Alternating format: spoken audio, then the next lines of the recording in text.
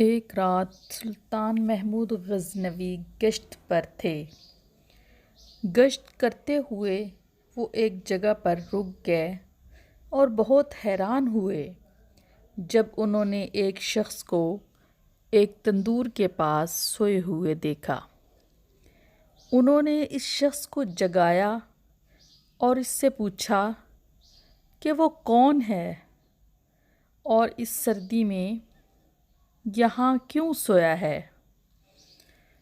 اس نے جواب دیا کہ میں ایک مزدور ہوں، دن بھر یہاں کام کرتا ہوں اور رات کو یہاں سو جاتا ہوں۔ سلطان بہت حیران ہوئے اور اس سے پوچھا کہ وہ اس سردی میں کیسے رات گزارتا ہے؟ اس پر مزدور نے جو جواب دیا، اس نے سلطان کے رونگٹے کھڑے کر دیے۔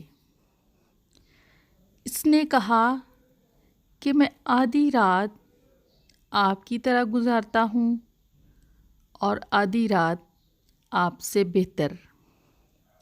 سلطان نے حیران ہو کر پوچھا کہ بھلا وہ کیسے؟ تم اس تندور کے پاس زمین پر میرے جیسی اور مجھ سے اچھی رات کیسے گزار سکتے ہو؟